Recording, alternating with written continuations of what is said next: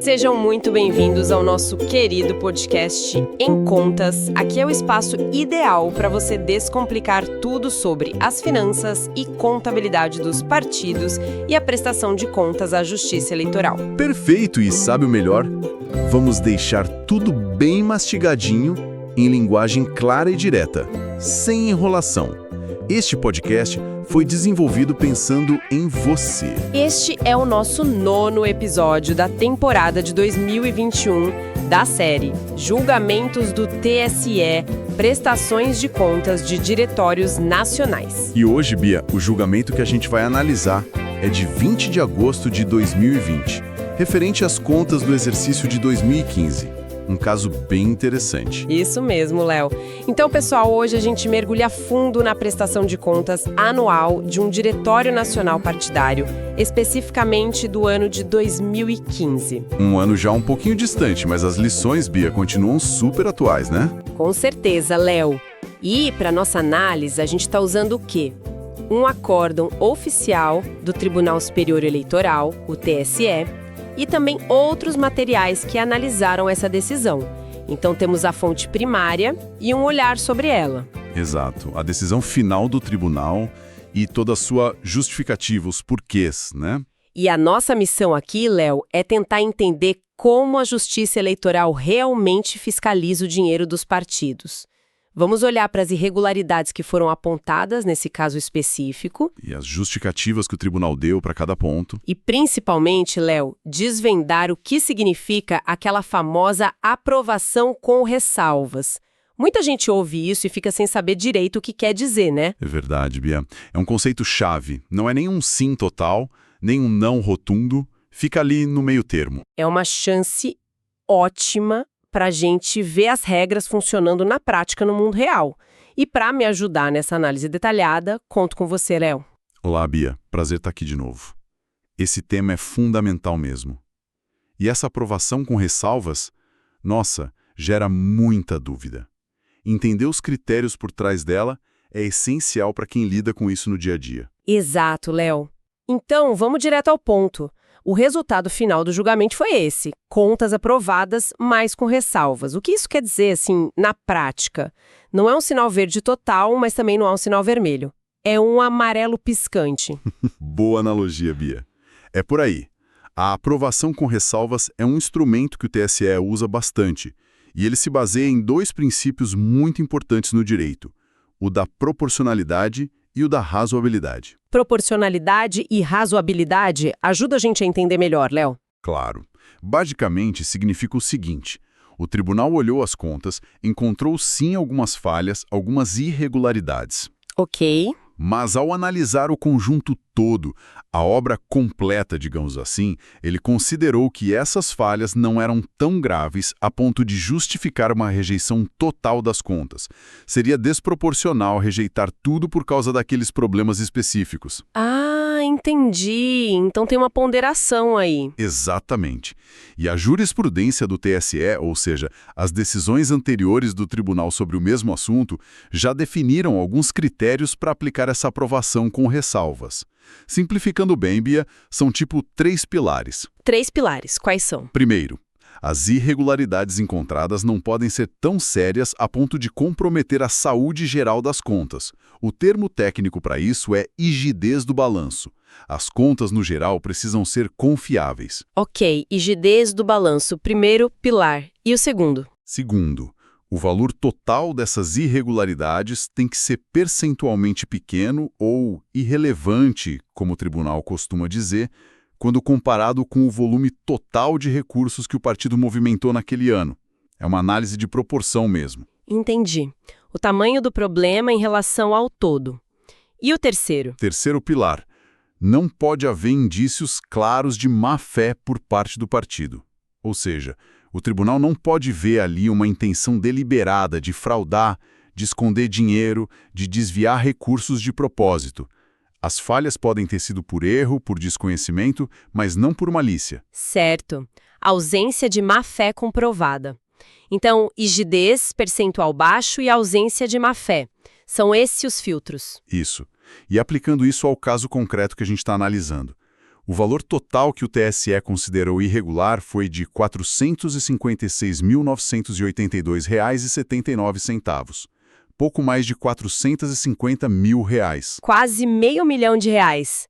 Parece bastante dinheiro, Léo. É um valor considerável, sim.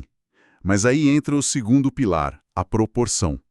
Naquele ano de 2015, o Diretório Nacional desse partido recebeu quase 39 milhões só do fundo partidário. R$ 38.865.809,19 para ser exato. Uau, quase 39 milhões. Pois é. Aí você faz a conta. Esses 456 mil e poucos reais representam quanto dos quase 39 milhões? A conta dá aproximadamente 1,17%. Ah, 1,17%. Quando a gente olha o percentual, realmente parece pequeno em relação ao todo. Exatamente. E foi com base nesse percentual considerado baixo e provavelmente na ausência de má-fé comprovada naqueles pontos específicos que o TSE decidiu aplicar a razoabilidade. Concluiu que rejeitar as contas por causa de 1,17% seria uma medida muito drástica. E aí veio a aprovação com ressalvas. Isso. Que significa, olha, partido, encontramos esses problemas aqui, eles precisam ser corrigidos, vai ter consequência para eles, mas o conjunto da sua contabilidade de 2015 está aprovado. Entendi, faz sentido a lógica. Agora, Léo, vamos mergulhar nessas irregularidades para entender o que aconteceu de fato. A primeira que você mencionou envolveu um valor de R$ 30 mil gastos com serviços advocatícios. Pagar advogado assim de cara parece uma despesa super comum para um partido político, né? Onde é que esteve o problema aí? O problema não foi contratar advogado em si, Bia. O partido precisa de advogado para muitas coisas. A questão foi a finalidade desse serviço específico pago com esses R$ 30 mil. A finalidade e qual foi? Esse dinheiro foi usado para pagar os honorários da defesa de um membro específico do partido, um filiado, numa ação de investigação judicial eleitoral. Uma AIJ, como a gente chama. AIJ. Ação de Investigação Judicial Eleitoral. E o que essa ação apurava? Apurava um suposto abuso de poder econômico cometido por esse membro durante a campanha eleitoral dele para um cargo importante no Executivo Estadual. Ou seja, era uma questão ligada à campanha individual daquela pessoa.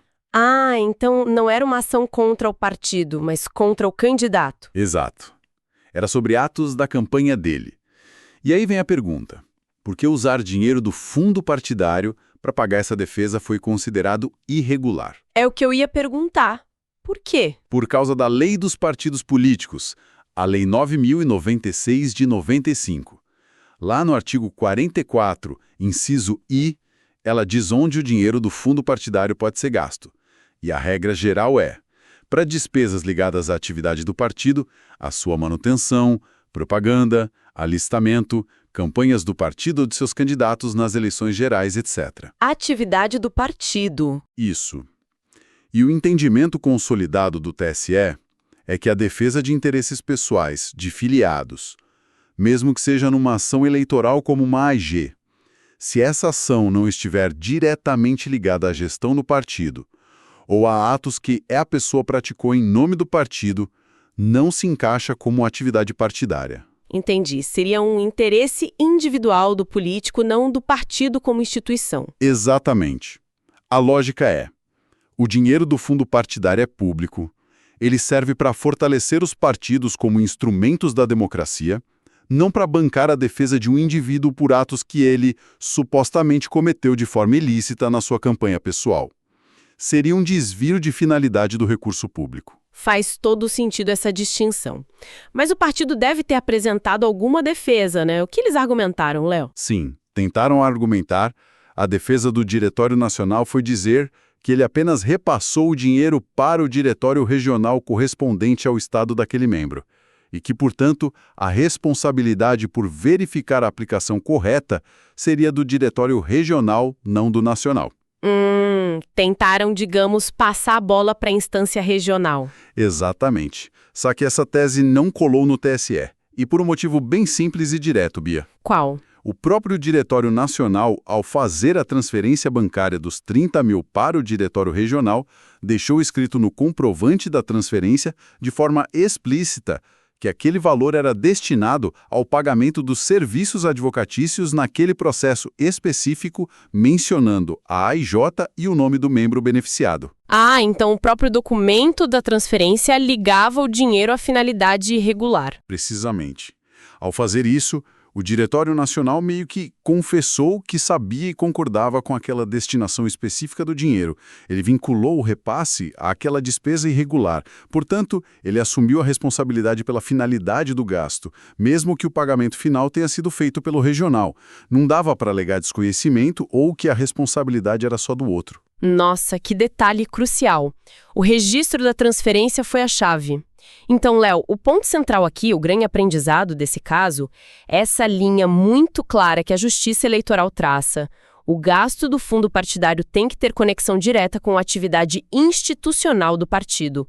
Gastos para defender um filiado numa questão vista como pessoal ou da campanha individual dele, mesmo que ele seja um político importante, não podem ser pagos com esse dinheiro público. É isso. Exatamente isso, Bia. A finalidade do gasto é o que manda.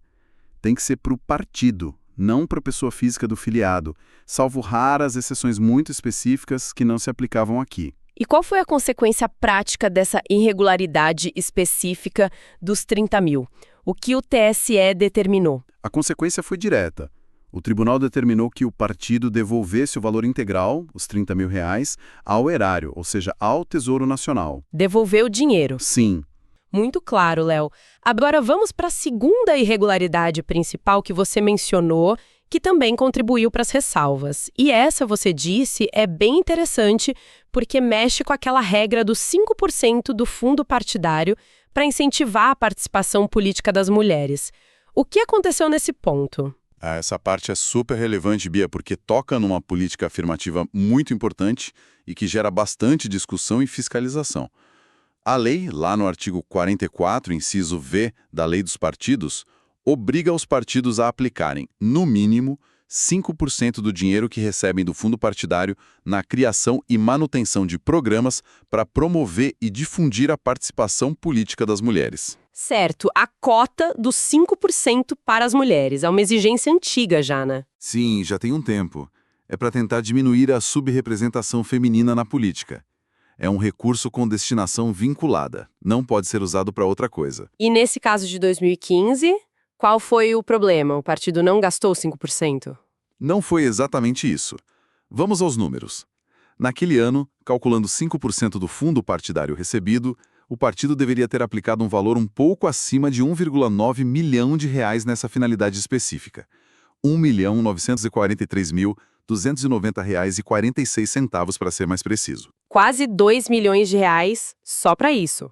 É bastante recurso. É um volume considerável, sim. Só que a análise técnica do TSE, feita pela ACEPA, é a Assessoria de Exame de Contas Eleitorais e Partidárias, o órgão técnico do TSE que analisa as contas em detalhes. A ACEPA apontou que desse 1,9 milhão que deveria ter sido aplicado, faltou comprovação da aplicação correta e específica para a finalidade feminina de um montante de quase R$ 427 mil, R$ 426.982,79. Quase 427 mil sem comprovação adequada. Mas aí, Léo, a minha dúvida é a mesma de antes. O que significa não ter aplicação devidamente comprovada? Quer dizer que o partido simplesmente não gastou esse dinheiro e ele ficou parado? Ou ele gastou, mas o tipo de gasto não foi considerado válido para promover a participação feminina? Ótima pergunta, Bia. A segunda opção é a correta aqui. A questão central, o X da questão nesse ponto, foi a falta de comprovação de ações efetivas com vinculação direta à promoção da participação feminina. Não bastava mostrar que o dinheiro saiu da conta. Ações efetivas com vinculação direta. O que seria isso na prática? E o que o partido apresentou que não foi aceito? Então, o TSE tem uma interpretação bem consolidada e até rigorosa sobre isso. Ele entende que, para comprovar o uso correto dessa verba, não adianta o partido apresentar comprovantes de despesas administrativas genéricas, sabe? Tipo o quê, por exemplo? Por exemplo, não adianta o partido querer justificar parte desses 5% dizendo que pagou uma porcentagem da conta de luz da sede nacional ou do aluguel do espaço onde funciona a Secretaria da Mulher do partido. Isso é considerado despesa administrativa comum, não uma ação direta de promoção. Ah, entendi.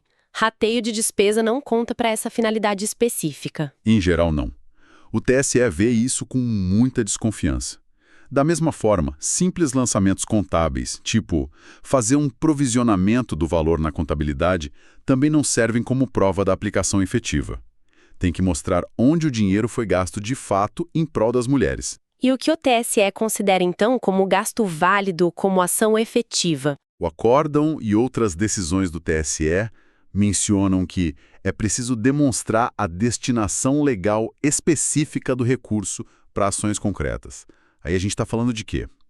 Organização de eventos, seminários, congressos voltados para mulheres, realização de cursos de formação política específico para o público feminino, produção e distribuição de material de divulgação, como cartilhas, vídeos, podcasts. Podcasts, olha aí. Focados em incentivar a participação feminina, contratação de palestrantes para falar sobre o tema, realização de pesquisas sobre a condição da mulher na política e como melhorá-la.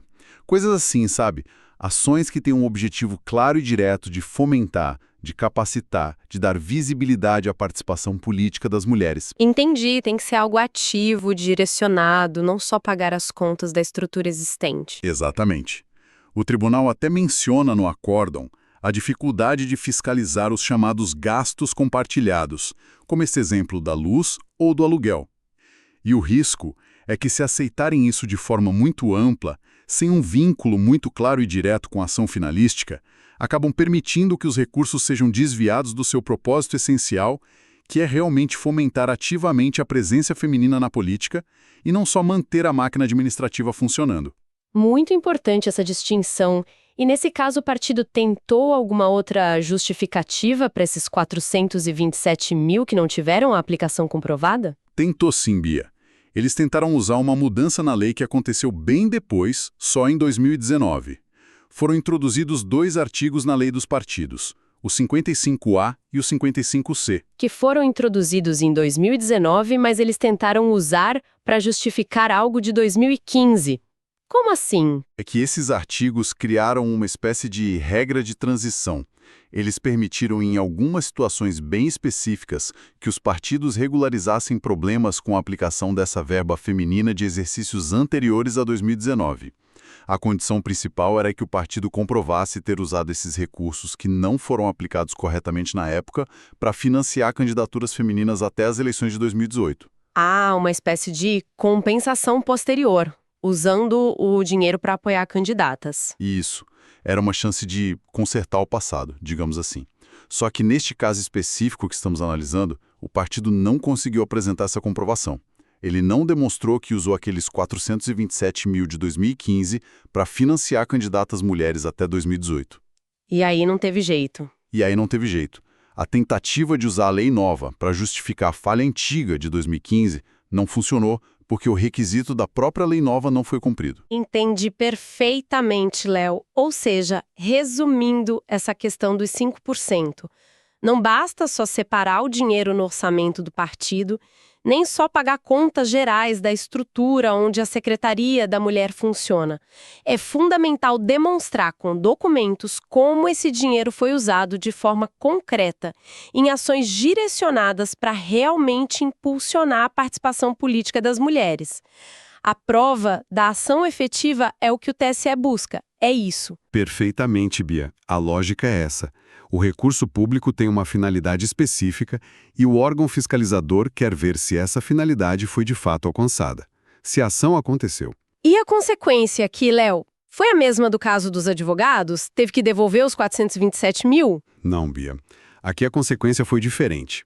O TSE não determinou a devolução desse valor ao Tesouro Nacional. Ué, por que não? Porque a própria lei dos partidos, lá no parágrafo 5º do artigo 44, prevê uma sanção específica para esta falha, para não comprovar a aplicação mínima em programas de promoção feminina. E qual é essa sanção específica? A lei diz que o partido que não comprovar essa aplicação mínima fica obrigado a aplicar um valor adicional nessa mesma finalidade no ano seguinte à decisão se tornar definitiva, o chamado trânsito em julgado. Um valor adicional quanto? O adicional é de 2,5% do valor total do fundo partidário que o partido receber naquele ano seguinte.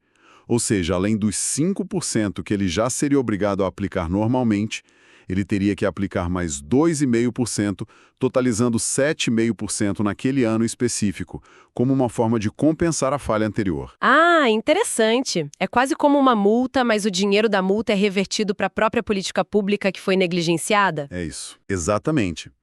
É uma sanção com um caráter bem pedagógico, né? O dinheiro não volta para o Caixa Geral do governo. Ele é reinvestido na própria causa da promoção da participação feminina. Reforça a importância daquela política. Muito interessante essa solução. Então, tivemos duas irregularidades principais, uma com devolução ao erário e outra com aplicação adicional no ano seguinte. E esses dois casos, Léo, deixam mais do que claro como a documentação que comprova os gastos é absolutamente central em todo esse processo de prestação de contas, não é mesmo? Sem o documento certo ou sem a justificativa correta ligada a ele, tudo pode ir por água abaixo. Com certeza, Bia. A documentação é a espinha dorsal da prestação de contas. Sem ela, não há como o tribunal verificar se o dinheiro público foi usado corretamente. E que tipo de comprovante, assim, mais especificamente a Justiça Eleitoral espera ver para validar uma despesa? O que é considerado um bom documento? Olha, a resolução do TSE que regia as contas de 2015, que era a resolução 23.432 de 2014, era bem detalhada sobre isso, lá no artigo 18. O documento principal, o rei da comprovação, é o que a norma chama de documento fiscal idôneo. Documento fiscal idôneo. O que entra nessa categoria? Basicamente, são os documentos fiscais reconhecidos pela legislação tributária. A nota fiscal eletrônica ou não, o cupom fiscal, a fatura de serviços, o recibo de pagamento autônomo, o RPA. O importante é que esse documento esteja legível, não pode ter rasuras que comprometam a sua validade. Certo. E precisa conter informações essenciais. Quais? A data da emissão, a descrição bem detalhada do bem que foi comprado ou do serviço que foi prestado, não pode ser genérico demais, o valor exato da operação e, fundamental, a identificação completa de quem emitiu o documento, o fornecedor, e de quem recebeu o partido. Isso inclui nome ou razão social, CPF ou CNPJ e endereço. Ok. Nota fiscal detalhada e completa é o ideal. E se não tiver nota fiscal? Existem outras formas de comprovar? Sim, a resolução previa que outros meios de prova poderiam ser aceitos, mas geralmente de forma complementar, para reforçar a comprovação ou em situações onde a nota fiscal não é aplicável. Que outros meios seriam esses? Por exemplo, contratos assinados entre o partido e o fornecedor, comprovantes de entrega do material ou de execução do serviço assinados por quem recebeu, comprovantes bancários, como a cópia de um cheque nominal e cruzado ou o extrato de uma transferência eletrônica identificada TED, DOC, que mostre claramente o pagamento ao fornecedor. Certo, fluxo financeiro. Exato. E para despesas com pessoal contratado pelo partido, as guias de recolhimento do FGTS e informações à Previdência Social, GFIP, também são documentos importantes. Entendi. Então tem um leque de documentos possíveis. Mas, Léo, voltando ao que a gente viu nos dois exemplos de irregularidades, parece que ter o documento fiscal bonitinho não é o fim da história, né? De jeito nenhum, Bia. Esse é o ponto crucial que aqueles exemplos nos ensinaram. Ter o documento fiscal, a nota, o recibo, é necessário, mas não é suficiente. O que mais precisa, então? É fundamental, indispensável, demonstrar o vínculo daquela despesa com as atividades partidárias que são permitidas pela Lei 9.096, lá no artigo 44 que a gente já mencionou. Por que aquele gasto foi feito? Qual é a finalidade dele dentro do propósito do partido? A justificativa, a conexão com a atividade fim. Exatamente. Como o dinheiro do fundo partidário é público, o partido tem o dever de provar não só que gastou, mas por que gastou. E se esse gasto estava alinhado com as regras. O documento prova que a transação ocorreu, mas é a justificativa, muitas vezes complementada por outros elementos, relatórios, fotos de eventos, listas de presença, etc., que prova que o gasto foi legítimo dentro das regras do fundo partidário. Então, resumindo essa parte da documentação, ter a nota fiscal ou o recibo é só o começo. A justificativa clara e a adequação do gasto, mostrando que ele serviu a um propósito partidário permitido por lei, são igualmente ou talvez até mais importantes para a fiscalização do TSE. Correto, Bia. A análise da Justiça Eleitoral vai além da mera conferência formal do documento contábil. Ela avalia a substância, a materialidade, a finalidade do gasto. É uma fiscalização de legalidade e de finalidade. Perfeito. E você mencionou que o acórdão também tocou num ponto técnico sobre a fiscalização das fundações partidárias, né? Embora não fosse o foco principal das contas do partido. O que foi decidido ali? Foi um ponto mais processual, mais interessante. O Ministério Público Eleitoral, que atua nesses processos de prestação de contas, tinha sugerido que as contas da fundação ligada a esse partido fossem analisadas pelo Tribunal de Contas da União, o TCU. Pelo TCU. Por quê? Provavelmente por entender que as fundações também recebem recursos públicos, uma cota do fundo partidário, e o TCU tem essa atribuição de fiscalizar o uso de verbas federais. Faz sentido a dúvida. E o que o TSE decidiu? O TSE reafirmou um entendimento que já tinha sobre isso.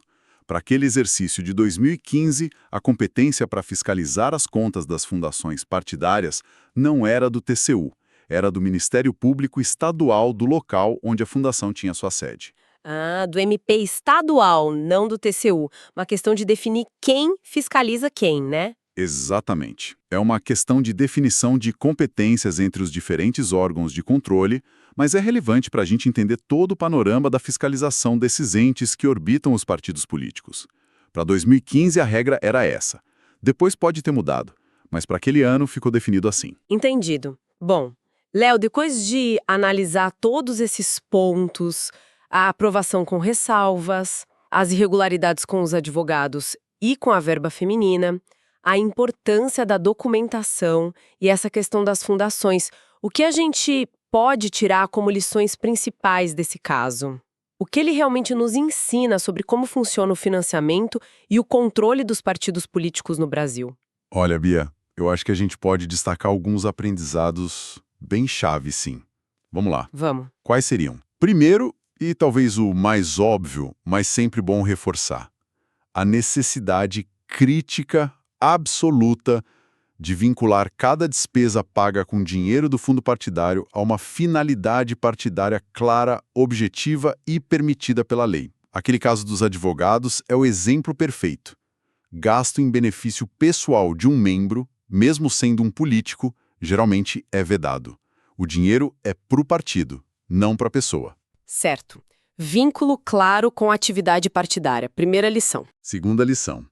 A interpretação que o TSE dá para as regras de fundos específicos, como esse de 5% para a promoção feminina, é bem rigorosa. Não basta só alocar o recurso no papel ou pagar conta de luz.